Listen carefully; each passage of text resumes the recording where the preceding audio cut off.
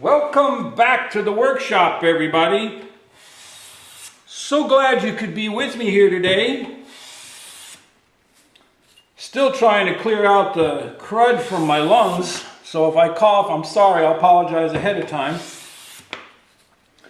Well, question came in. I thought it would be a great topic to address, and that is, it has to do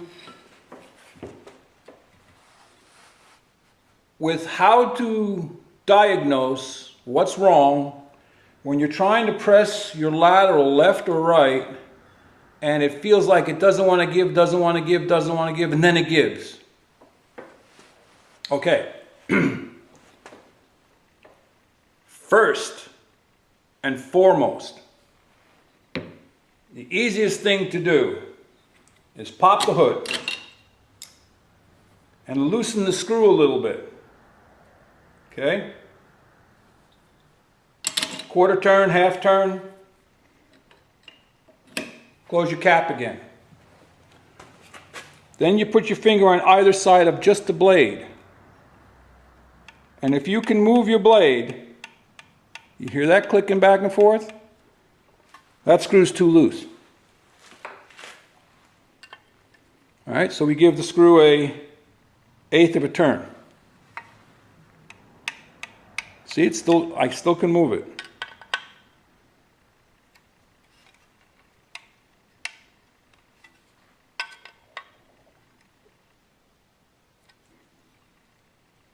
Okay, now it won't move. So that's about where I want my tension to be for my lever cap. That's step number one.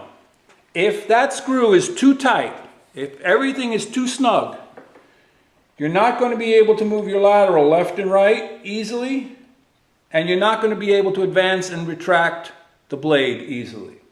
Now, step two in diagnosing. Very simple, here again. You turn your blade over, your blade set. You've got your chip breaker on top and you got your blade on the bottom. And you look for where the blade is mating with the frog. See the shiny spot there? There. There's a little bit there. There's a little bit in here. Not much. So I'm getting reasonably good mating with the frog. If your frog has any grime or dirt or buildup, you can come in with a flat file. Make sure your file is actually flat, and just come in here and just check, all right, to see if you have anything gunking up the works. I know I don't, but that's one way to do it. You can take the whole thing apart and take the screw out and put it on a piece of float glass with a piece of fine sandpaper like 120, 150, something like that. If you're even more adventurous, you can get some machinist's Dykem blue or Dykem red ink and ink the back side, well, this is actually the bevel side of your blade. Ink it, let it dry, and then come in here, put it in, put the hood back on, lock it down.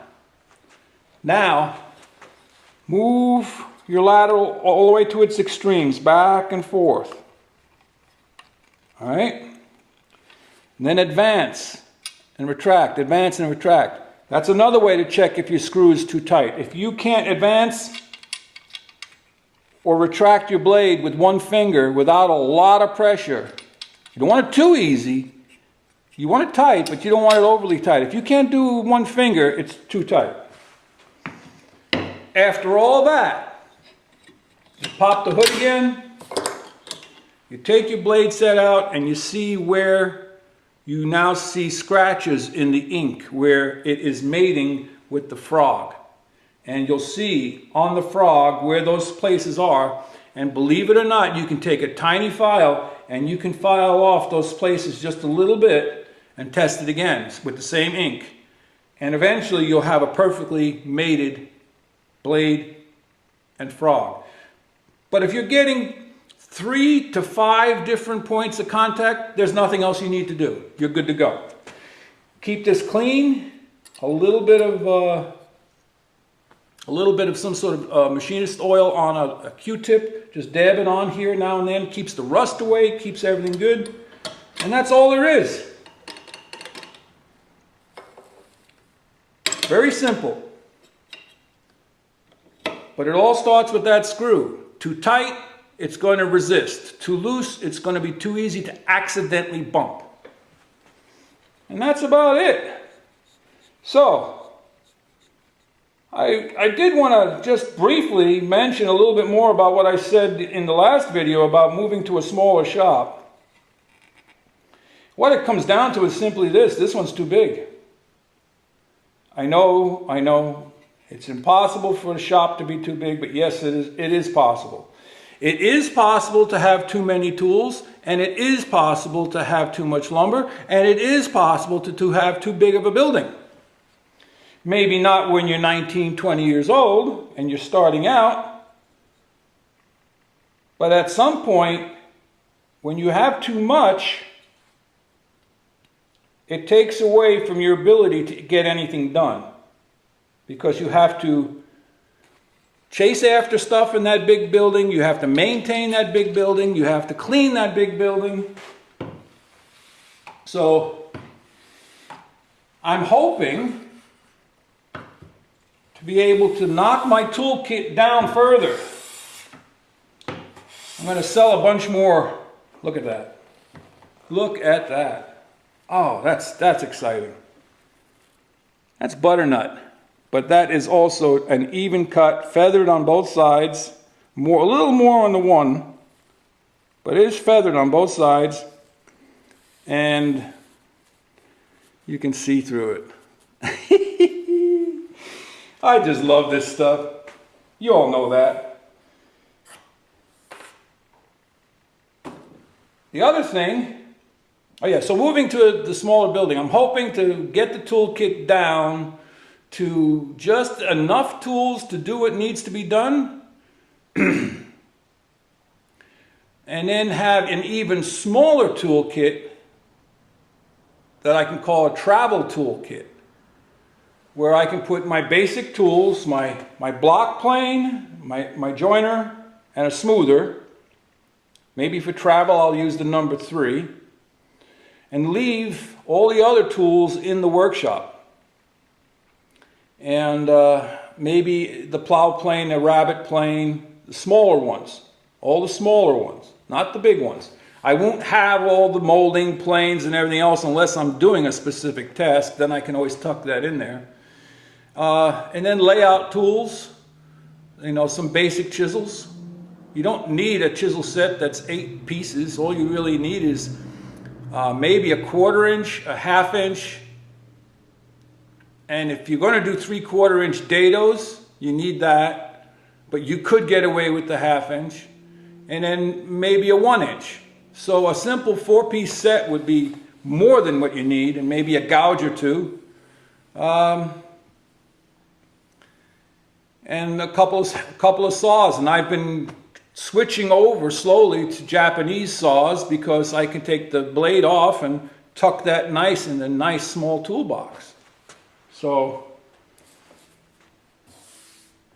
the building I'm looking at moving into, which is another one on the property here, is about 1/5 the size of this one.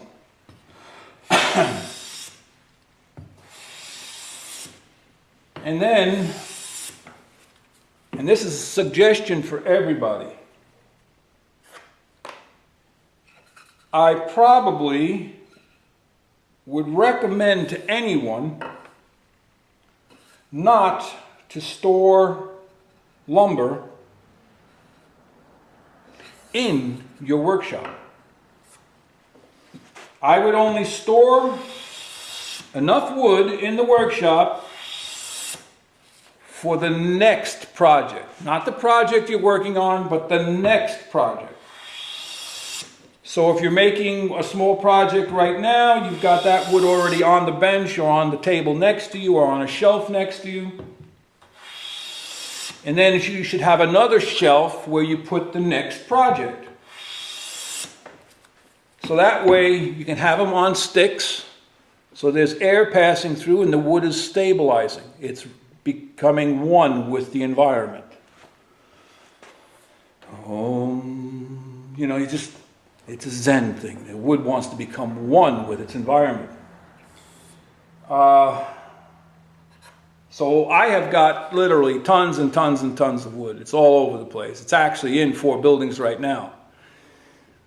But I'll be getting rid of a lot of that, and I'll be tucking the nice pieces that I have projects for into the room next door to this one, which is 1/4 the size of this. Heck, I ran my entire baseball bat business out of that one room. I mean, one year we made 16,000 baseball bats out of that one room. Remember, when I say we, I mean me, myself, and I, the 3 amigos. So, that's just brief. May talk more about it down the road. And lastly, for today, I wanted to show you this. This is very interesting. These 2 pieces of wood are both black walnut. This piece I have had since 1979, winter of 79 into 80. It was acquired at a sawmill in southeastern Pennsylvania, but I was living in Delaware.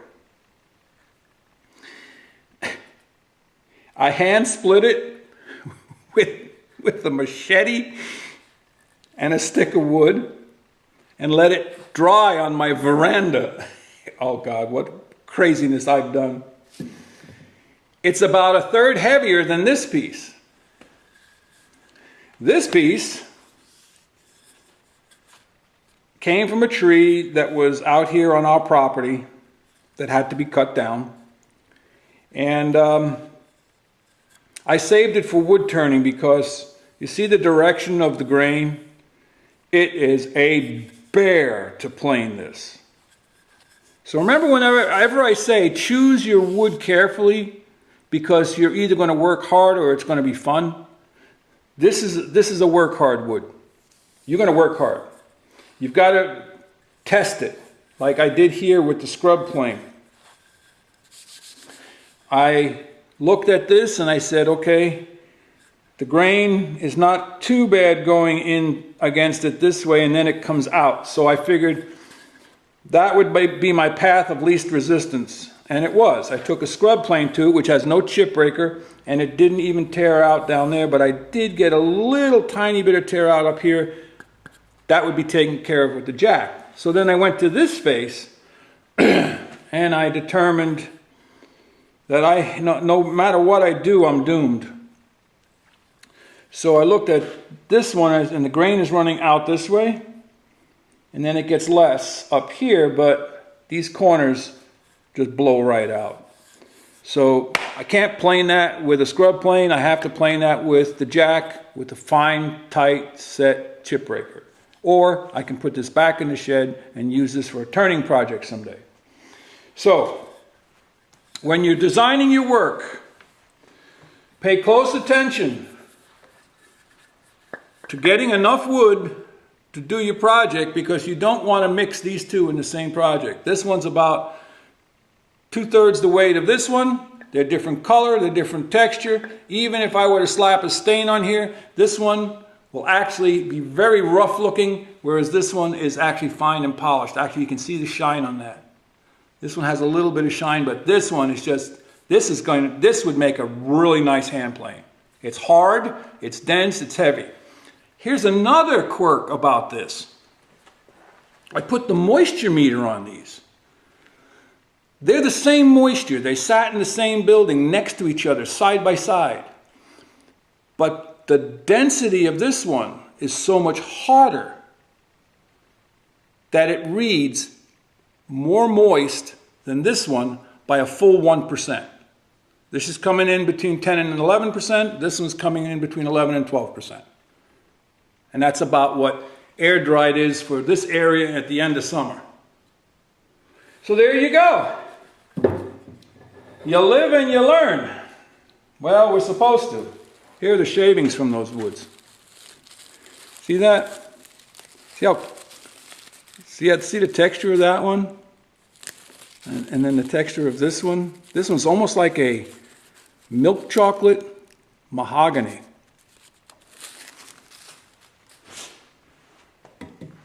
Hope this helped somebody with the lateral. If you have any further questions on that or any other questions, please leave it in the comment section. And if you like this video, found it useful or maybe entertaining, give it the old thumbs up and share it. We look to see you here again next time. Head out to your shop. Go make some shavings. Walter out.